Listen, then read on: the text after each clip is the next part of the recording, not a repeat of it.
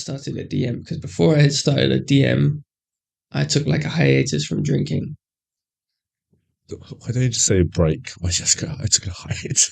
Fine, I took a break from Fine. drinking. Just put the microphone a bit closer to your mouth. No, I'm going to move further away now. I know you don't You're like an stuff asshole. close to your mouth, but you're gonna have to do it today. I love things in my mouth. Thank you very much. Sure you do.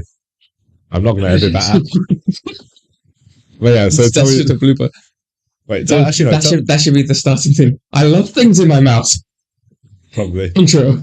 Right. Tell me actually how you started as a bartender, and then we'll move on to the DM phase. Sounds good.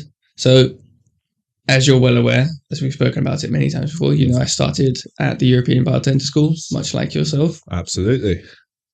Did their month-long course, which for me, who was someone who wasn't sure what they wanted to do after high school, like whether I wanted to go into university, I did try college to do a higher education course. Yeah. And I found after 6 months I was not interested anymore. It wasn't for me. Just studying in that kind of format was not how I function well. So I heard from a friend about the bartender school because she'd done it previously. She said it was a lot of fun and you just get shit-faced. So I was like... Was that why you joined it? Yeah. Well, I joined it because I wanted to learn. I was like, no. She was like, you learn a lot and you get shit-faced. So it's the best of both worlds. Best of both worlds. And so I was like, cool. Plus it was like, in my head, I was like, well, if I like it, then I've now got a practical experience in a job that could last me a long time. Yeah. So I did the course, passed it, went back to Switzerland, came back a month later to do the next course that they offered, which was a flair course. So I got a yellow certificate. Sorry. I think, yeah, yellow certificate, orange, because you got yellow from the first course. So it was white, yellow, orange. I was about to say purple, but I think purple's the first one, isn't it? No. Purple is like one of the harder ones to get. Are you sure? Yeah, purple you have to have won a competition for. No, but that's what I'm saying. Purple was the most prestige one, isn't it? No. Most prestigious. Is it black? Is gold. Or black. I didn't even know they had a gold. Gold or black. I don't know if I was recording. It's gold or black. And not recording. I didn't even know they had actually a gold bloody I mean, there's shaker. Yeah, there's so many different levels in flair. It's like karate. You know how you get the different levels. They do it by that, but yeah. I don't know, because for people who don't know, it's like karate. You get different colored belts, but instead of belts, it's shaker tins. But when I was doing EBS, like there was a guy called Flavius. He was our flair instructor, and he really liked flair as well. He was like Atos. Yeah. I can't remember what shaker he was on, but he was very good. Like he was on the top 17 in the world, and I can't remember. But I remember us talking about the shakers, but I never heard about gold. I mean, Athos might come on next time and say, "Actually, Sam, you're a complete idiot. There is no gold level." But I know, like, because Tom Dyer, he's considered like there is such a thing as gold level bartenders in flair, and I believe there's only 3 in the world, and Tom Dyer is one of them. Yeah, Tom Dyer is good, like the goat. He's like the godfather of flair, even though he's not, but he's like it. My thing was like when I was doing EBS. Correction, he's like the Lionel Messi of flair, right? I mean, top tier. My thing is, top tier, absolutely. Or maybe the Ronaldinho. You know, Ronaldinho used to come up with a lot of new. Yeah, okay. The amount of creativity he had was incredible. And that was one thing, like when he just popped in one time and we were doing our EBS course, I was like, oh my God, it's Tom Dyer. And then I remember... First time he popped in, I had no idea who he was. And everyone else in my class was like, oh my God, it's Tom Dyer. They're like, he set this whole school up. He's incredible at flair. And I was like, oh wow. Checked the video and went, holy shit. Yeah. Now, when he tries his new tricks, like the creativity side, I'll give you that, is probably the Ronaldinho. But yeah, going forward, you take the EBS course. Take the EBS course. Get smashed. Pass the course, fortunately.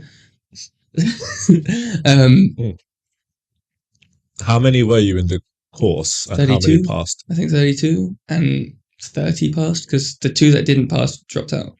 and that was it. Really? Yeah. Hey, it was like 40 when we started and only 16 graduated. Really? I'm not joking. Yeah, Yeah. no, like my course was 32, and then pretty much everyone passed apart from the one guy who dropped out, and then the one guy who had, shall we say, learning disabilities. Right. But he went, like, because obviously you get a second chance to pass it, and he went Yeah. back and he passed. So in the end, pretty much everyone but the guy who dropped out passed. Yeah, good for him. There was no one who didn't pass it. That's in my grade. In my I don't grade, know. but I don't know. I was quite focused actually doing the course. I went out on the Friday when everyone goes out, and actually Atos was telling yesterday last time that he actually took everyone out on the first day, and then half the class didn't show up the next day. I saw the. But no, so we went out on a Friday, and that was the first time I actually went drinking in London and spending my own money. And I spent like, I didn't spend that much, but I spent like 90 quid, right? Yeah. And for me, that was like a lot of money. A lot of money. And what I used to do is when I was doing the course, was like, okay, Monday, Tuesdays, Wednesdays, just get home from the course, study, and Same. then the weekends. Yeah, you know when you do your cocktails, the spec test, like every day it was 5 cocktails. 6. Was it 6? It was 6 in mine. 5 in mine. See, that's probably why your course failed. But yeah, so what I used to do was I used to study them, and then the next day before the test, I'll study them again. And I don't know how, I just started to get a very good way of memorizing them. So I used to just study them on the tube, and then do the test, and it would just be fresh, and it would just work. But yeah, no, I think EBS was really good. That's why I didn't talk with Atos about when you join the course. It's really good if you never worked behind the bar and you want to learn. You want to also get involved with all these bartenders, you know, the stories, the good times. The thing is, well, it's if you can't afford the course, just work out, start as a barback, because you can work basically anywhere as a barback as long as you want to work. That's it. If you have the willingness and the eagerness to learn and improve in a bar, you can very easily go from barback to supervisor within a year. It's not hard. Oh, easily. And that's where bartenders usually find themselves. Like, you can tell someone if they're going to be a good bartender by the way they barback. Yeah. I always say it's like every great barback will make a great bartender, but not every great bartender will make a great barback. And I remember there was this bartender that started as a barback, and the reason why he started as a barback because his English wasn't very good yet. I just saw him on his first day, and he's like washing glasses really fast, and I'm like, damn, he's going to be a great barback. And then all of a sudden, bartender, right? And then all of a sudden, he's like making he was like making coffee, right? It was just like a typical double espresso, nothing too crazy. And it gets quiet, and then he asks our supervisor, he goes, Levy, can I make a cocktail? And he's like, all right. And he makes this beautiful cocktail. Like, he used, it wasn't Lanique. It was a kind of rose spirit, egg white, you know, like Hendrick's gin. Yeah. He shaped the garnish. Everything was beautiful. All of a sudden, the bar supervisor just sees it, drinks it, and he runs to the manager. He's like, and he's a big guy, the supervisor. And he's like, I want this guy to be a bartender. And then that guy who is now a bartender, who always was a bartender, he was called Mattia. And to this day, he's probably my favorite guy to work with behind the bar. The way we'd work together was, it was so good. It's just that, it's not that you just don't have to say backs around him, but when you're sharing a station and you're just in sync. Yeah. And it's really good to have. Like, with you, it was great, but what I enjoyed more working with you in different apartments, because each of us had our own responsibility, and that would make the entire venue work. Like, I didn't have to worry about the bar, and you probably didn't have to worry about drunk people. I don't know. Well, of course you do. You always have to. I mean, you've always got to be vigilant for them, but most of the time, that was the nice part. Like, if I ever said, just get rid of this person, boom, gone. Yeah. Gone. No. That one, I remember that one time the guy just made me lose my cool because he kept just sticking his hands in my glasses. And I was like, mate, I'm making drinks for other people. What are you doing? I'm not even making drinks for you. And you're sticking your dirty hands inside all these glasses. Oh, bro. Remember the time when I called you over here? I just went, get this fucking cunt out this bar. Wait, I was so confused when you told me that, because What do you mean? Is he trying to get the ice cubes out? Is it too much on his drink? I didn't know. It was just Yeah, I was making Long Island iced teas. yeah, but he just kept putting it out. For not even for him, for people on the other end of the bar, and he's just there with these grubby bits going, get that ice out that glass. That's too much ice. I'm like, oh, you didn't want to have a good instructor? You got one. Yeah. No, that was yeah. But then you got to be careful when you're kicking people out, mate. I have the most embarrassing story ever. So you know when you're like in a busy bar, and most of the time managers are just collecting glasses. So I'm trying to collect glasses, and then I see this glass, and I don't know if it's finished or not. And I look at the guy just looks at me, and he points at the glass, and he goes, "It's MD." And I'm like, "What?" He's like, "It's MD, mate." And I'm like, does he even know that I work here? So you know, it's right. He's on drugs, or there's drugs in his drink. So I was like, mate, can you come outside with me for a second? He's like, okay, sure. He's very confused. I said, look, mate, I'm not going to let you back in, and I'm very confused why you're telling me this. He was a Scottish guy. Like, you can't be telling me you've got drugs on your bloody glass. And he goes, no, mate, it's fucking empty. I got so embarrassed after that. I was like, I'm sorry, mate. Let me get you. I got him like 2-3 drinks after that. The guy laughed at the end of the day. It was a good sport, but mate, it was so embarrassing. It's like he just goes like, proper Scottish, it's fucking empty. I'm just looking at it like, oh. They're like, oh dear, right, yes. Have you ever had to cut off a friend? No. I've been cut off by friends because I was a state. Yeah. But I don't think I've ever had to cut someone off. Because normally with people who work in the industry, they know when they're getting... Oh, yeah. Massively. Like, they either know they're there or they zoom straight past it without realizing. Because, you know, they probably haven't eaten or anything. But no, I've never had to be like, you're cut off. Jokingly gone like, you're cut off. You're not getting served anymore. Yeah, it's every day. Never had to intentionally cut someone off. Are you going to cut me off absolutely when I go visit you? Every time you come in. Fantastic. Yeah. So nothing has changed? No. Great. No. I'm not going to pour you a drink. I'm going to just give you ice cubes and you can suck on those. Before yesterday. And you know when you're a new bartender, right? So these guys are there, he's doing his free pour test, and when he's like trying to free pour the bottle and then he like tries to get off, like the bottle hits the shaker's full. And look, we've all been there. Exactly. We've all been there. Exactly. So I remember he was doing it and like he felt quite bad with it. And I was like, yeah, mate, it's fine. So I just went to him and it's like that. Grab the bottle. EBS sodas. Just relax your wrist, turn it. Because when you're pouring, you don't want to be like squeezing it. Like you want to like let it loose. And then I'm like, tell him to do this. He's like, yeah, that's good. And like, I'm having a drink with a friend. All of a sudden I just hear a bottle break. Like, don't worry, mate, that's the first of the 1,000 bottles you're going to break this year. The worst is not even when you're doing your free pour test. You're pouring a drink. You've made the whole drink. You're literally pouring the last ingredient in, and then you cut. But you cut stupidly, and the next thing you know, you've whacked the drink into your station, and you've got no drink left anymore, and you've also got to clear away all your ice. Yeah. And you're just like, like, I still to this day do that. Like, I did it 2 weeks ago. Now, my favourite ones that my common mistakes. I haven't got enough time to really go through all of them, but I think my common mistakes would be, you know, like when you're one of those pouring, cartoons where they just unravel the scroll and it just goes on forever. Yeah. Like, oh, I don't have that many mistakes. So when I started, one of them, which what the guy done as well, was when you're pouring, and you know when you want to get your bottle away, then you just keep hitting the shakers. I done that a lot. Yeah. I remember my first shift working with you, and you know I was a average bartender, I would say. Well, I'll say it was a good bartender. All right, 0 out of 10, I'd give myself a 7, 6.5, 7. 7. I knew how to, because I knew how to make all the cocktails before I even stepped into the bar. Like, I really studied for it. But I remember I was like, cool. So I was a bit quiet. And then, you know, if you break a bottle, you're not going to get shit for it unless it's like a really expensive bottle. Like, it happens.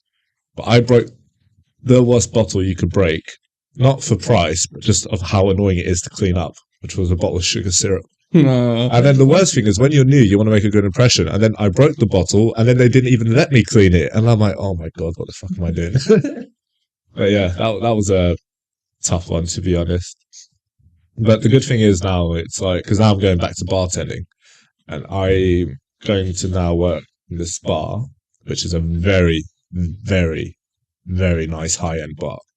And fair enough, I haven't bartended for like 2, 3 years, but I'm like, I can still do drinks, and I Mm. do my trial shifts, and I'm doing okay. But then I'm watching these bartenders work, and it's like, mate, you are nowhere near their level. Even if you took me back 2, 3 years ago, these guys are On absolutely another level. on another level. Their knowledge is on another level. Like, and they've got that proper bartender personality, which they just trash talk the whole time, which is so fun. But yeah, that should be interesting to see though. And look, I've missed it a lot, and it's going to be nice to take a step back from management as well. Mm. Yeah. Also taking a step back from management at the moment, just bartending through Christmas. Did a first shift at a bar I used to work at before. And obviously they've got a lot of new staff starting. The new staff didn't recognize me because obviously they weren't there when I Yeah. was bartending, but obviously the supervisor knew me from before. So he knows what I'm like. He knows I'm a good bartender. But all these new bartenders seeing me come in, brand new shirt, like they're like, oh, another new bartender. Like I won't be the worst. And then like start making drinks, and they're like, oh, this guy actually has experience. Like he knows what he's doing. And like one guy, I told him how to make a pisco sour because like it's not on the menu anymore, but it's a classic in that place, like one that they've made in the past. So I told him the old recipe, and then once he serves it and he gives it to the customers, he just turns back to me and he goes, I didn't realize, but you're like a proper bartender. And I was like, yeah, no, mate, I've worked my way from bar back all the way up to management in this bar before. Yeah, like this is my homestead. Yeah, even when I joined that venue, I requested to the GM to start as a bar back because, mate, it's so important. Like, it's very easy when you're making drinks, but I remember when we were working together, and we had a fucking amazing team back then. I remember when it was quiet, bartenders would just leave the bar and just go collect glasses. Yeah. I remember Seth. I remember Seth when he was in the dispense. Like, it was a quiet day, and then he just grabs all the fruit we bloody have, and then he's just chopping everything up. Seth was one of the first bartenders that I really, really loved watching because Seth was very like kind of like a robot. His pour was always perfect. Like it was just so nice to see him work. And then also the double shakes. I think when you go to cocktail bars, everyone's shake is unique. Yeah. But the double shakes, it's beautiful. I love to see everyone's double shake. His was good. And then you kind of get inspiration from others. When I came in and I'd done my double shake, you guys just made fun of me. Yeah, because you guys like, what is this? You're trying to wank off two guys at the same time. And the thing is, because you always like aimed it at your face, so it was like, mate, what are you doing? I mean, to be fair, like you have to keep it up here, but like everyone has their own little nuance, their own little flair to it, and that's what makes bartending. Yeah, no two shakes. Well, okay, yeah, some two shakes are the same, but everyone has their own little way. Like you get taught one way, and then you start working out a way that works best for you. I feel like my double shake is very unique. Yeah, I don't feel like many people shake the way I shake. A lot of people have even like it's nice when like you're shaking in front of customers, and they go, "You have a really nice shake." Like that, as a bartender, is just bigs you up. That's what me and Atos were talking about last time. It's like you can be shaking, and then all of a sudden that camera just comes out and they're recording you. And we used to get that. Can I record you? Yeah, we used to get that. I'm like, yeah, I'll let it slide. Right? But no, it's a great feeling. But also, what is great is when you go drinking with your team, and then you go drinking to other places, and you're still you guys, and then you watch other bartenders, and you're just watching because you like to watch it, and you're not there to say, oh, he's making this drink wrong, or he's not knowing. You're just you want to see how they do it, what's their style. And I remember we'd done a lot of that. So there was this one night, so we had to play a football match the next day against one of another venues that were part of the same company. So I never forget this. That was so funny. So the day before the match, I don't know where we probably started in our own venue drinking, and I think we went to the pub, and then we went to be at one. Yeah. And this is the night Marco was really drunk, and then he just was pointing at this bloody bottle, and he goes, "Cut, cut," and it's like this overproof rum. Like, so we all do a shot of that. I don't know. We drank quite a lot, and then we go to the football match, and we all show up late, hungover. We still won though. Hey, that was funny. Even though the other venue was like, "Oh, we had to give you one of our players in the beginning." Still, you were down. You right. were down in the beginning. The funniest thing after that football match was like the minute the game finished, you just see all the bloody waiters just opening their bags, getting the beers out, like out of breath and still going for a cigarette. It was so funny. Yeah. No, that was a good. And then we ended up in another pub. I think we went to be at one again. So I don't. I think I went home after that. You guys probably did. I think we popped into be at one for one. Yeah, that was. Yeah, I got my industry card there. Yeah. Been in be at one for 5 years, and only like a month ago. So this bartender didn't know me, right? When I asked for a drink, and they said, "Oh, he works in Dirty Martini," and then he's like, "You got an industry card?" I'm like, "Nope," and I don't want one. He was like, "Well, you're getting one." I'm like, "All right, I guess it was time." So we got someone to take a picture of me, like getting the industry card. But no, it was fun times, and it's still going to be a lot of fun. I think this Christmas is going to be really interesting. Oh yeah. But that's what I was going to ask you. So I think Christmas will be Christmas, but then after January, a lot of places, bars, restaurants, they're going to be overstaffed. Oh, and absolutely. I think now we're finally going to get into that transition that you're only going to get what you want. You're not just going to hire someone for hiring. Yeah. So I think hospitality will make a comeback like that, and you'll see like everyone's going to be a lot more appreciative of it. And now you can't just have no experience and be a bartender. Yeah. So a lot of people are going to learn so much from this Christmas. This Christmas is going to be bloody great. That was probably one of the. Not one of the worst things I'd say, but post-COVID, one of the least enjoyable things about being a supervisor or a bartender was the fact that you were having people join the bars who had zero experience, who weren't even going into the barback role first. They were coming straight to the bar. And then they weren't appreciative or didn't understand why they had to work so hard because they hadn't seen anyone else do it first or put the effort in as a barback. Yeah, I think from what I remember, you know when you were a barback, right? Mm-hmm. And then the first shift you have as a bartender, you feel that pride and honor in putting on that bartender shirt. Yeah. In places that, have different codes for the shirts. But I remember it used to be like a great satisfaction. I remember seeing so many barbacks all of a sudden we're in the changing room and they just put on that bartender shirt and they're so proud to have it on. So what happened with the pandemic? And it's because most of the time, the bartenders weren't told when you were promoted. Yeah. You would just come in that blue shirt and all the bartenders would look at you and be like, "Oh, he's a bartender now, big man." Exactly. But I think when a lot of people got confused, I think this is something that we should talk about quite thoroughly, is about the pandemic. So when lockdown happened, okay, we're all at home. When things reopen, everything's kind of still the same, the way we work, not with the restrictions, but the bartenders, the drinks and everything. Yeah. Because at the time, people are struggling to get a job as well. Yeah. And then for me, when it all changed, it was Freedom Day. So when we were open already, but then all of a sudden the economy's opening up, the demand is absolutely ridiculous. Brexit is actually now in effect. So that was a very bad combination. And then what happened was, this is why 99% or even 99.9% of establishments in hospitality struggled with staff turnover, just quality of staff they were getting. Because, every time we had new staff, they were all from Eastern Europe or just Europe in general. You would rarely get an English bartender or an English barback. I mean, the first bar I started in, 80% Italians. Yeah, same. Mine was Italians, Hungarians. 80% Italians. We get Polish. Me and one other English person. No, sorry, 2 other English people. Yeah. And then the rest were others. Yeah, when I started, they were all Italian or Hungarian. Literally, that was it. But so what happened was, then all of a sudden you have all these job openings and people are just looking for a job. And then people, I can do bartending. And they kind of lost what we loved about it, passion of it, the working hard. And they thought it was like just go to a bar and make drinks, which it wasn't.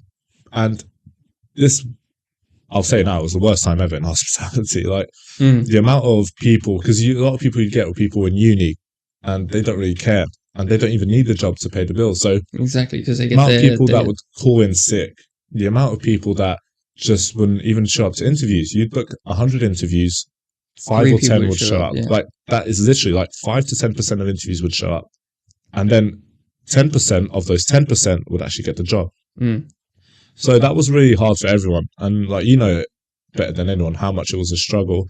Now, with that being said, yes, it was very stressful and a very difficult time for us, but it also has made us be very good with the managing and the training new people. And I think now, post-COVID bartenders, when they're going to be learning with pre-COVID bartenders, they're going to be actually quite comfortable. And I think they'll feel a lot more support than previously. Although I think you need the tough love when you are starting to bartend. But yeah, I think we are going to go in a very good direction. I think that there's already more applicants to be bartenders. Flaring's getting popular again. Cocktail competition's starting to go up. London Cocktail Week was really popular. Like, just random people were saying like, "Oh, we're here for London Cocktail Week," and they're not even bartenders. Yeah. Only issue with London Cocktail Week this time was tube strikes. Yeah. I remember the place I was working in, we cancelled our London Cocktail Week cocktail specials that we were doing just because. Oh, you would do specials? Yeah, we had a whole range of like different Negronis, and then we ended up having to cancel because no one came in. Because where I was working, it was very not touristy. It was more it's quite business work. It was just corporate, you know.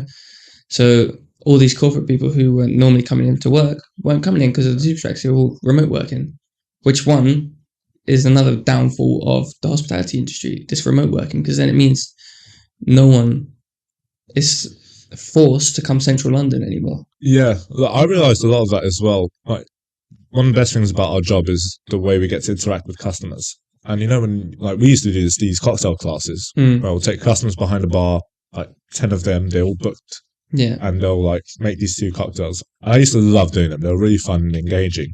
And then with the pandemic, we started doing them over Zoom. And I still love doing it. It was one of my favorite things to do. I used to do like once a week or sometimes twice a week. And I love doing it. But then you got to kind of realize like it's got to be fun and engaging. But then some of the groups you're getting, because these are mostly companies, like a lot of them are just like a group of family members. Yeah. Or you can have just like these girls in their early 20s who just want to have that cocktail, catch up with friends. Or you're going to have these lawyers, which are the worst ones you could have for cocktail class because they are so serious. Like, God, what was it? So when it became a part of pouring, we were doing an espresso martini, and I think I told them to pour half of the bottle of vodka, and this guy just poured the entire bottle.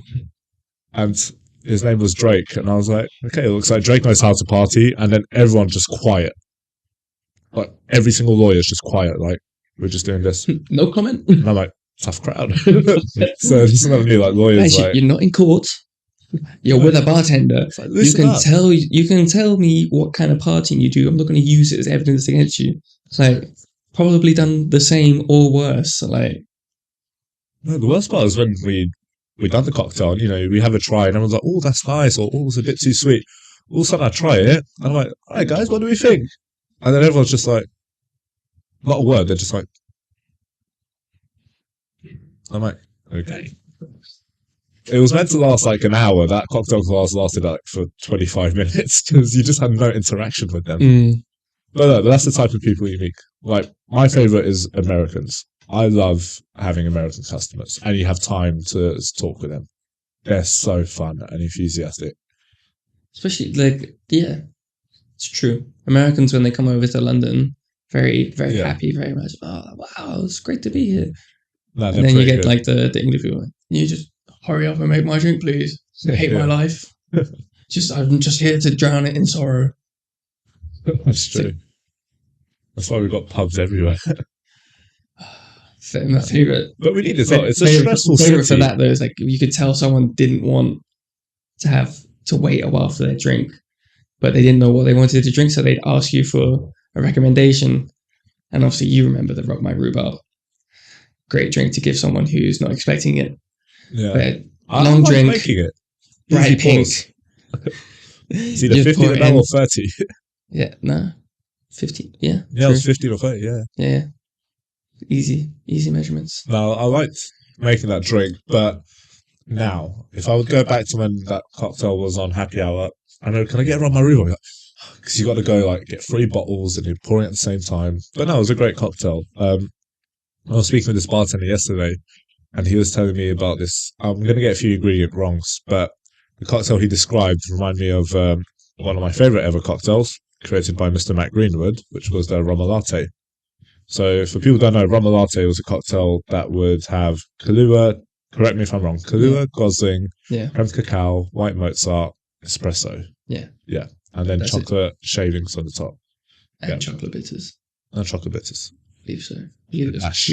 two dashes of chocolate bitters. Fair enough. Yeah, I love that cocktail. So this bartender, Andrew, was telling me like a similar cocktail, but with amaretto, a lot more like, he'd go very, very into detail with it. And then he's saying how he'd prepare it. And I'm like, bloody hell, that would be really, really nice.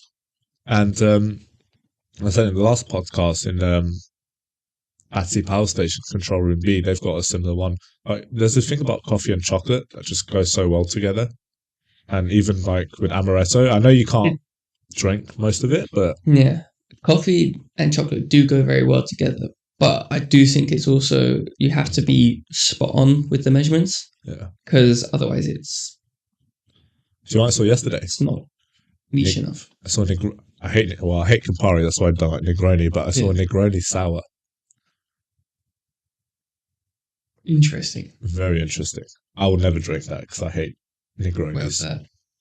This is this page on Instagram. Just a page on Instagram? Yeah, no, but this guy is very like... Did it have the specs underneath of how you would make it? No, like, it shows you how to make everything. Like, okay. Yeah, and he's like, you can tell he's a proper bartender. His cocktails look amazing, but the quality, and you can tell he knows what he's doing. He's probably not American. But I've got nothing wrong. So I've got nothing against American bartenders, but ounces are not proper measurements. Exactly, and half a cup's like, no. We're very precise in Europe, and this is how it's meant to be, because 5 milliliters to 10 milliliters will change your drink completely. Just our super sour. So that's still 5 ml of super sour and you ruin your drink. Yeah.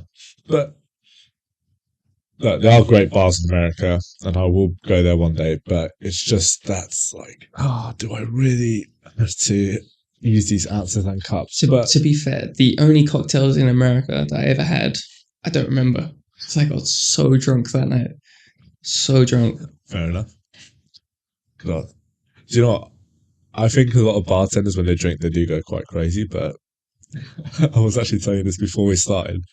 Alright, I didn't do it on purpose. So if you get pizza coming, I didn't know. So, typical night out drinking, probably a Tuesday or Monday when you're doing it. You know when you're the opening bartender and you have like next bartender that's in, like you're finishing at 8 and the other one's finishing at 10. And you're like, should we go for drinks? But I'm only finishing at 10. I'll wait for you. So you stay in the bar, you're drinking until they come out. So then you're already kind of half tipsy. So I remember that happened. We went out drinking, and before you know it, it's like 1 a.m. You're drunk. You want to go home. So I go walk towards Holborn to catch my bus. Then I really need to pee. And it's dark. It's nighttime, but I really need to pee. And, you know, when you're a man, you don't care where you go as long as no one sees you. So this is really bad, actually. So I'm like desperate. My bus is coming in 10 minutes. I can't wait. So I go to this corner and I start to pee. But when I start peeing, I just see something fly just next to me. I was like, what the hell was that? And then I just see a pigeon soaked in my piss. And he actually didn't fly away. He just stayed next to me whilst I was peeing. It's nighttime. You can't see. At least I warmed him up, though. No, but that was so bad. I felt so sorry for the pigeon. But I shat myself. Like, can you imagine you going for a pee and all of a sudden a pigeon just flies out? It was like a magic trick gone wrong. Wait, it was... It was a good thing you didn't like turn when he flew. You just kept peeing on him. I freaked out. I'm surprised I didn't pee on myself. Yeah. No, I mean, I've got so many drunk stories, man. Fortunately, none of my drunk stories end in peeing on an animal, so... I know. Do you know what? When you're on your 4th Jameson, Because you're a big Jameson and Coke type of guy. Yes. Do you have Jameson and ginger ale? No. I'm not a fan of ginger ale or ginger beer. Yeah, Mainly because I'm ginger not beer's a fan bit too of strong. ginger itself. Mm. Not a fan. Although I tried a ginger whiskey sour the other day. Ooh. It's actually all right. I thought, because I'm making it for the new specs that I have to learn, and I thought it's going to be rubbish. Don't like ginger. It's not going to be my type of drink. Give it a little taste. Ooh, well, that's actually quite good. It's not bad. It's not half bad. So I was like, save that one for later. Take the ice out, put that in the fridge. I'll have that after shift. Mate, I had there was this cocktail that me and this bartender called James, I call him Baby Shark. He used to always put Baby Shark on when we were closing, which is fucking annoying. So we were working in the bar, and it wasn't that busy. And he had the ticket for a chocolate martini and a classic daiquiri. So he's got 2 shakers here, and I'm like doing my support role, which is my favorite thing to do. It's like if the bar back needs help, you help the bar back. If the bartender needs help with the cocktails, you help doing cocktails, whatever. So I'm like on this edge, like he needs help. So I go see him, and I'm like, okay, you need these 2 cocktails, and he was halfway through making one already. I think he already done the daiquiri. And I grabbed it, and then I'm like, oh, it's quiet. He knows what he's doing. And then I don't know how, subconsciously, I just swapped the shakers. So then he's pouring then all the ingredients of the chocolate martini into the daiquiri, right? Oh. And then he starts shaking it, and he's like shaking it on. He's like, that doesn't feel right, but he carries on shaking.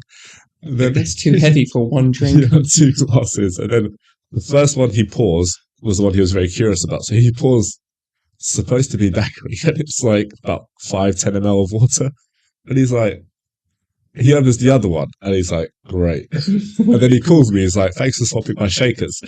And then I was like, oh, this shit might be good. And we try it. And it wasn't really that bad. I would give that drink a 7 out of 10. Seriously. Strawberry Classic chocolate daiquiri. Classic daiquiri with a chocolate martini. It's not that bad. Yeah. Like, it was quite interesting. It wouldn't be that bad. It's just rum with some lime and sugar mixed into chocolate. Yeah, but lime and chocolate. Wherever do you hear that?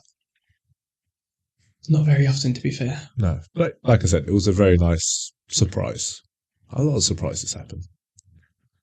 Surprises are always nice and fun. But we were going on about it. So when you go out for drinks, like, what's your go-to cocktail or go-to drink? A lot of bartenders don't really drink cocktails unless it's like Negronis. Go-to drink, as you said earlier, it's definitely a Jameson's with Coke. Go for it. Go-to cocktail. So it was just a classic whiskey sour for me. Classic whiskey sour. Do you have egg white or no egg white? Yes, egg white. So I need the egg white. Egg white doesn't affect flavor. It affects texture. Makes a drink more creamy. You know who ever made my first ever whiskey sour? Who? My sister. Your sister? Yeah, this was about... That's why you don't like them? No, this was like 5-6 years ago. So she was working in this Michelin-star restaurant as a barback. And we were like in Portugal at the time. And then she was going to make... And this is when I wasn't even into bartending. But she made the whiskey sour. And it was just for my mum and dad. But I tried it and I was like, it's really nice. And to this day, that one still for me tasted really nice. And I always prefer to have it without the egg white for a whiskey sour. But sours are interesting though. Yeah. One thing that I don't like, if you don't like a spirit, you can't drink it. So, for example, I can't drink a Negroni because it has 2 things I really don't like: gin and Campari. Fair enough. Now, I still can't really drink a Boulevardier because that Campari is quite intense. But what I realised was when I was working one time in this bar, I asked for they were doing a Negroni. I said, oh, let's have a Boulevardier. And I was making it and I'd done it, on the rocks. It was meant to be done. I was like, no, mate, you should do it neat in a coupe. And I was like, really? Like, it's going to completely change your perspective of the drink. And I tried it neat, and it was like a completely different cocktail. But I had no idea how much a drink could change if it's served on the rocks or neat. For 20-year-old me, it was looking like, whoa. It's like margaritas. Most people prefer it in a martini glass or a coupe, whichever way it's served. Yeah. But then you've got the niche crowd that like it over ice. Definitely not one of my favorite drinks, But I think if I was going to drink it, I'd probably drink it neat. Yeah, this is what we were talking about in the pilot. My Americans, they our margarita are very different than theirs because like in their work office, they have these like margarita Fridays, and you just see a big jug of like green, and we're like, what the hell is that? But it's margarita mix. That's what that is. Exactly. So that's why we're bad. I've been to America. I've had it. It's bad stuff. That's what got me so effed up. Well, there you go. But it's great to have the nice mix of. You can have the sweetness or not, but it's still not what you're really looking for. It's not going to record it anyway. But I think as well, when you're having a cocktail that's not meant to have sugar, and you put sugar on. Yes. No. I don't know. It's like, okay. Americans like things sweet. Yeah. That's their whole culture. Everything is sweet. You're really the wrong person to ask this, but like the espresso martini. Yes. I know you don't like it. No. But you kind of get the sense to it. I get it. Yeah, it's meant to be more bitter than anything. Yeah. Like, so my point with the espresso martini is like, I don't put sugar in my coffee. I used to, but I decided not to, and it's changed my whole perspective of coffee. And like my favorite espresso martini, actually the one I made yesterday on my trial shift. Actually, no, I just done it pretty straightforward. I just done a bit amaretto. But my perfect one would be dash of Baileys, 10 of amaretto, 15 Kahlua. Dash of Baileys, that's but no good mix. Yeah, but I tried to do more Baileys, but it wasn't as good as I was expecting. And even like with rum, so again, this bartender is bloody good. Andrew sent me about what rum to use for an espresso martini. And the bar I'm going to go work, it's absolutely amazing. And the creativity that you're allowed. Like you could select a cocktail and you could change what spirits you're going to put inside it just on the till. Oh, that's really good. And you know how much bartenders... if I worked, I'd be like... Because you know a lot of times like people go, oh, could you make like a porn star martini, but instead could you put Grey Goose? And you're like, listen, mate, I can't. It's going to affect the stock. I'm going to get the shit from the boss. It's like, I can, but I have to then charge you the martini price and the Grey Goose, so that way the stock levels stay the same. Yeah. Another thing I was going to ask you, which is, and you're very good with it, you're very good at making people feel very welcome. Pranks to bartenders. So much fun. So much fun. So I've got a good story with you, but what was the greatest prank you've pulled off? Probably wouldn't say it is the greatest prank, but the one that I enjoyed the most was my ongoing prank war with Marco. Oh. And it was basically... Yeah, when you nearly blind someone. No, I'm not talking about that. That's a story for another episode. I'm talking about when Marco used to leave his key fob on the bar, so that way when he went home, he didn't lose it. So every time I started before him, or he left before I did, and he left it on the bar, that meant game on. I'm hiding it somewhere brand new. That was actually very fun. And then there were times where I'd like accidentally leave my bar blade or something like on the bar that you need for everyday use. And so he would just then go, oh, well, that's Sam's. I'm hiding that back. So I think and obviously like I wouldn't be too mean about it. I'd hide it and then send a photo clue to him and be like, good luck finding this one. And I think my favorite one was when I climbed up onto the bar and I just put his key on top of the security camera. So wait, which one? The one by the entrance? The one by the back door into the back house. That was a good one. I remember another good spot. I put it up there, and I come in, and he's like, still hasn't found it, and he's like, mate, what the fuck is my key? And I'm like, it's always watching over you, mate. And he's just like, the hell does that mean? And so I just told him where it was, but to getting the security footage from the camera of him just like going up there like face right in the camera was just so funny. You told me that story because I didn't think about this story for years, but I remember because I was quite new when you guys started doing that, and I thought it was quite entertaining. But the worst one you done to me, I hated it. I mean, we've done a lot of pranks on each other, but this was like Sunday, so it was deep cleaning day. Most of us are probably hungover, and I was cleaning the bottle display, and no, I wasn't using a ladder. I was just on top of the bath, I think. And Sam likes to prank because you're a bit of a cunt. I remember all of a sudden you grab proper scoop of crushed ice, like a proper scoop, like you're about to make a bloody frozen cocktail, and then you don't get my trousers open. You actually bloody open my trousers and my boxers, and you shove it right in there. It's just a lucky grip. Mate, It's what just do a you lucky lucky grab. grip, It's just a mate? lucky grab. I just put my hand and It's because on you, your I always trousers wear a and- belt.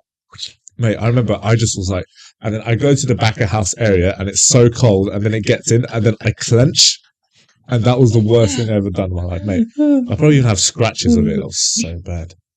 But it's very important to do pranks. What I do, it brings people into the fold. Like Yeah, someone makes them more who's on comfortable. the outside, like he or she, they start to feel a bit more comfortable. Yeah. And you get people who are quiet being more open, becoming more confident, and Yeah. just showing a bit more of their own personality, which and you see you want to at have the fun end of with the it. day is all you're trying to get to do with, just to know your colleagues and who they are. Yeah, some might take it as bullying, but I think they're not seeing the big picture of it. Like my favourites, is the typical like, oh, can you count the coffee beans for us? And I've had someone who did count. This guy Benji. Benji done a great prank on a bartender. He said, I think you heard the story where he needed to. So the way we do a stock count, we had this like barcode scanner, and he said like you need to scan every single product we have. And apparently this bartender was doing it for ages. It was such a funny prank from Benji. I loved it. It was one of my favourite pranks. But one I used to love doing, and this is what I used to do in the restaurant, was so when you have the coffee machine, and when you take the old coffee out, The fake brownie. yeah. So for people who don't know, when you take the old coffee off the handle and you bang it out, a lot of times the coffee will look perfectly in a nice circle shape, where it looks like a brownie. So I used to get a lot of people who were coming in late. I'm like, all right, let's teach him a lesson. So I'm not going to mention his name, but I'm going to give him his nickname. So Dr. House. It was the last hire I think I've ever made for the bar of my old place, but he was quite good. You do whatever you ask him to do, but you used to always come late. So one time I get the coffee, I put it on a plate, it comes out perfect. I'm like, let me go more into detail. I get mayonnaise, I put mayonnaise all around it, I put rose petals, so it looks like this nice creamy chocolate brownie. And then I've got a plate and a spoon, and then I look at him and I just walk past, and he's like, what's that? And I'm like, I'm not going to tell him. But then I'm like, look, I shouldn't be giving you this. This is the new special of our desserts, all right? Try it, but don't tell anyone I'm giving this to you. He's like, cool. So he gets a spoon, and he gets a spoon just of coffee, but then he gets the mayonnaise as well. It was so funny. He was like 20 minutes putting his mouth underwater, and every day I saw him, he never came late again. I did the same thing to when I worked in a restaurant. Had this one bartender, she always came late. And every time, like, we used to have a little plate of brownies to go with hot drinks. So the brownie would be cut up into small little cubes. Every day she'd come in late, walk straight to the brownies, grab a piece, eat it. So one day we swapped the brownies with coffee. Yeah. Chop them up, put not just one there, we put a bunch of them so it looks like there's a lot of pieces. She comes in, grabs it, almost throws up out the pass on the bar. But man, from that day forward, she always came in on, like, she was quite late often, but she never came in directly to the brownies and ate a piece. She'd always come in and be like, oh, brownie's safe. Do you know what's funny? When people come in late and they get a bit used to it, or my favourite is when they come like 2 minutes before they open and they clock themselves in before they like even get changed. So I was AGM at the time. This waiter, she comes to me. It's like 3:59 or something. She was thinking I afford to close, and she goes, "Oh, can you clock me in?" I was like, "Hey, no, starting, man. Like, no, you're not in uniform. Oh. You're not even ready to work. No, you're not getting clocked in early." But like I said, this is why I really can't wait until we get a lot more. And I'm already seeing a lot of people becoming bartenders. Like, they don't realize how fun our job is at times. Like, yes, it's really hard work. The Friday, Saturdays will be intense, but then once you're done, you could go home and do rest, knowing you've done a great job, or you're going to go out, have a lot of fun. And this is why a lot of us became bartenders. It was like, from how we started, like throwing house parties. in our house. I used to think my kind of parties in my house would suck. Everyone said they were great. Mm. And I realized would never really enjoy my parties because I was just making sure, okay, have we got enough drinks? Have we got enough food? Is this clean? And then you kind of get like organizing your own venue. The one that got me more into it, which is what I wanted to tell you, was my 17th birthday. Yeah, you better drink an energy drink because this is about to get real. It was probably one of my best birthdays I've ever had. So I wake up, it's like 10:30, it's my birthday, and I had family and friends coming to my house. Mm-hmm. Oh. And then I'm 17. I was already like drinking on occasion, right? But it was that you're a teenager. If you drink, you just want to get drunk. I'm like, it's my birthday. I go to the fridge. I get a beer at 11 a.m. It's my birthday. Hey, even so, like, Anyway, so I remember like I have one or two friends showing up, and then so in Portugal we have some beers, what we call like minis, which they're 200 ml beers. Okay. And they're very small. And I'm just drinking that. And then more people show up, and I had quite a nice house back then. So in our garage we had like a ping pong table, had like foosball in my bedroom. So more people come, a lot of us are playing like foosball, and we're drinking. And then when everyone starts to come, or my friends, we go to the garage, and then we're like, playing our music out loud, and then we're playing beer pong. At this point, I realize how drunk I am. Oh dear. So, and I've got a family there as well. So I'm playing beer pong, and then when I'm not playing, I go into the house, and then I'm like drunk as hell because you're 17 and you get drunk very easy. And I'm trying to talk to my uncle or my cousins, just like bogging my head back and forth.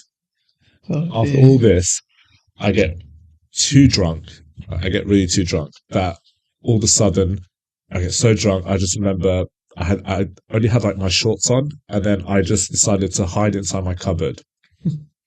And then someone opens my cupboard, and then I see them, I scream, and I grab a shoe covering my nipples.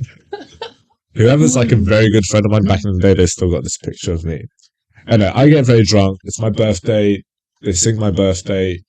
I eat a bit of cake, and then we go upstairs. I get really sick to the point that I go straight to the toilet. Now, this is why I will never only puke in the actual toilet, not in the sink. Because this is a very disgusting story, by the way. So I'm not sure I want to hear it then. Well, people need to know, Sam. So, actions have consequences. Wait, this one was absolutely disgusting. Drink before 12 I p.m. puke on the sink. Now, I didn't, and I had the tap on as well. I didn't realize that my puke was clogging the sink, so it's all coming up. I'm like, it's okay. My dad taught me how to unblock a pipe. So I opened the cupboard underneath. I see the pipe. I'm opening the pipe. It's okay. I've got a bucket to help me with this. But the bucket is only like 20% of what's actually there. So I do it also. It's a massive mess. I don't even know who cleaned it to this day, but they cleaned it. And then this is like 11:30, probably my mum. I'm in my bed, I'm drunk, I just want to go to sleep. And then all of a sudden my dad does the worst thing ever when you're drunk and you're cold. He just grabs my covers, he rips it off. I'm like, what are you doing? And he's like, you're going out tonight. I said, no, I'm not. He's like, yes, you are. All your friends are going out. You're going out. So my dad tries to sober me up. So I go to the kitchen, and then I'm like just throwing up when you got nothing there. And it's like, he's giving me coffee, 7-Up, chocolate. Eventually, I'm okay. Right. We go out. And then we get to the place where we all go out, which is like quite close to the beach. You've got 4 or 5 bars there. So I get there, and I need to go to the toilet to make a poop. Now, there's only one place you could go for a poop. It's actually in the beach, because they've got like this kind of bar there, and they've got these toilets. So I remember I went there to the toilet, and I had my friend Danny was with me. And then all of a sudden, I'm walking, and I would go into the clubs with toilet paper on me. Go there, get drunk again, throw up again. Like, it was a very, very interesting 17th birthday. It sounds, to be honest, your dad's a bad influence. Yeah. Wow. That's what it was. I'm pissed off at you for throwing up in the bathroom and doing what you Yeah, did. my house. You get the fuck out of this house right now. Mate, my 18th birthday was funny because in Portugal we have a great thing, which is back in the day, if it was someone's birthday, we'd always go to these like restaurants where you pay €10 and you get starter, main, dessert. Actually, probably not even the starter, but you get main and the dessert. That's really good. You're Portuguese, so you need to get a coffee and wait for it. Not bottomless, unlimited beer and sangria. And not like the rules you have in London where you got to finish your drinks. No, mate.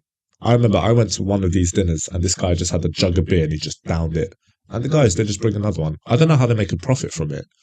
But either way, this is what we used to always do. So maybe it's because they just go through such high volume of customers. It has to be. I'm guessing everyone just goes. And you can make a disaster in their toilets. They don't care. They expect it.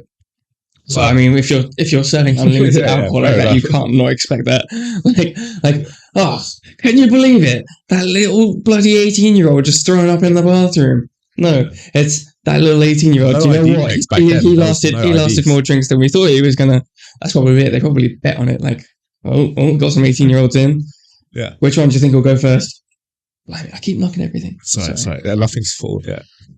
Right. So it's on my 18th birthday, and then we go to do this thing, and then I'm doing okay because you get used to it at one point, and as long as you just stick with beer, and then all of a sudden, let's get shots of Vitor. Shots are €1, fair enough. Mate, I had like 3-4 shots. I actually sour shots. No, mate, this is like some Portuguese spirits. Okay, I had port wine as a shot, which is not that bad. But then I had something we call aguardiente, which is like the grappa of Portugal, right? Okay. Or the palinka of Portugal. So I had these shots, and this one actually I black out. The only thing I remember was me texting my mum saying, "Can you pick me up? I'm very drunk. This is midnight." And then I wake up the next day, and apparently I still went to the clubs. I got a rose for my best friend, but yeah. I don't know. That's why I now took a break from my birthdays, because they get quite intense. Yes. Once you pass the sweet age of let's say 24, 25, birthdays start taking a toll on you. Especially if you party like you did when you were 18. Yeah. But it was great though. Another good thing we used to do was because I'll be out one night. So we got the industry card there. I know when you would have a lot was when all of a sudden you'd hug me, then you slap me. And Sam slaps you because you know you've had too much. So you're like, Sam, I love you, mate. I love you. Slap. Which one of us has had too much? Probably me. No. That was fun. It was really good times. But yeah, 100 more stories like this, and I know 100 more will come. But great things as well is when you see your customers getting drunk like this. And some bartenders get annoyed when their customers are drunk. But it's okay to see if they're being okay. Depends on the level of drunk they are and the kind of drunk they are. Yeah. One thing I'm going to get out of the way right now, which this is not for bartenders, this is for people who are not bartenders. If you go to a bar and you break a glass, that is fucking okay. Don't feel like you need to pay us or don't feel so guilty. It's absolutely fine.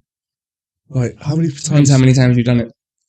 I'll say this: you break it once, it's fine. You break it twice, still fine. You break it the third time, it's on the edge of being okay. Who the fuck have you been serving? The fourth and the fifth time I have to come back to your table to clean up a broken glass, you better start paying me. That's what I'm saying. Because I remember the one time, on probably a fifth or sixth shift as a barback, literally this one table I had, I'd get called over. Bam, Sam, table 5, broken glass. Cool, head over. First one, fine. Literally walk back to the bar again over the radio. Sam, table 5, another broken glass. Okay, back, clean it up. Walk back to the little bar again. Literally, it was not even 5-minute gaps between these glasses breaking. I ended up going back to this table 5 or 6 times. And then I just looked at the manager and I went, if they break one more glass, I'm not coming back over here. You can clean up and you can kick them out. And then I walked back to the bar, and I had a glass break, and I just took the earpiece out of my ear. I just looked at the manager, and I went like that, and he went, "Yes." Oh, that's quite annoying. But yours good as well.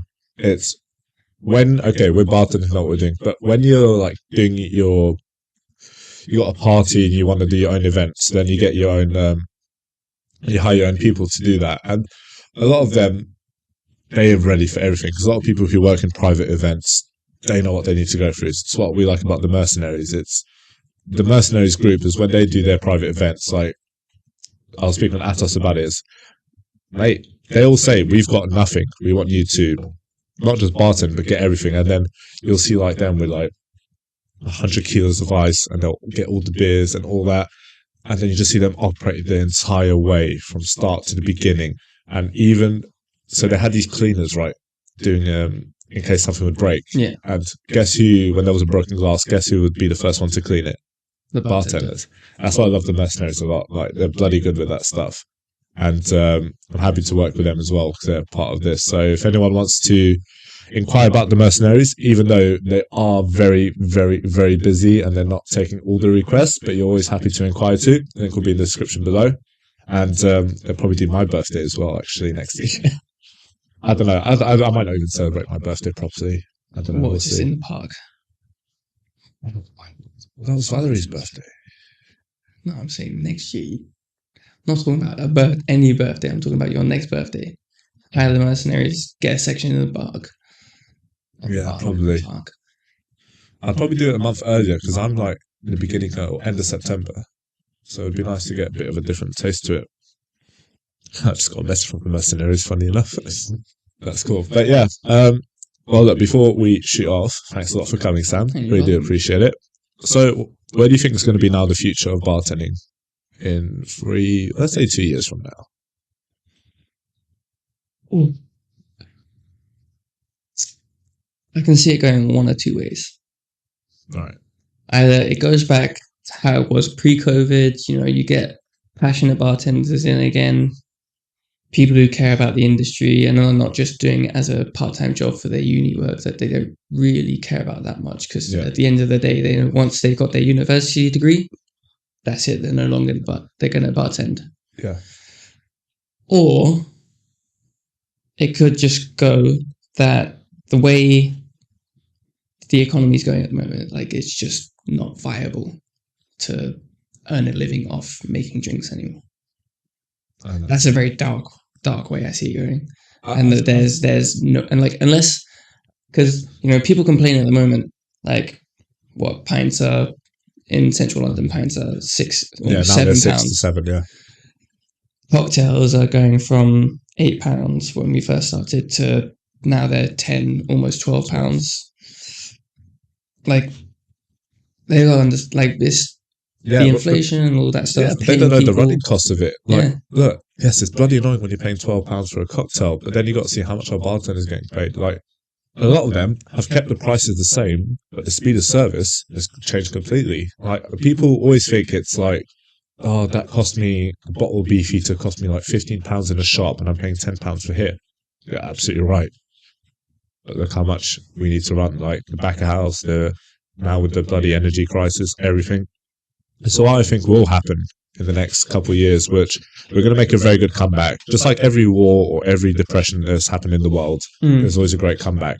Now, this is why I talk with a lot of bartenders, and this is what everyone has in common. It's like, oh, but they'll work in a bar and they'll say, oh, this team is nowhere near the team that I used to work with. The team when I started was the best team that there ever was there. Yeah. And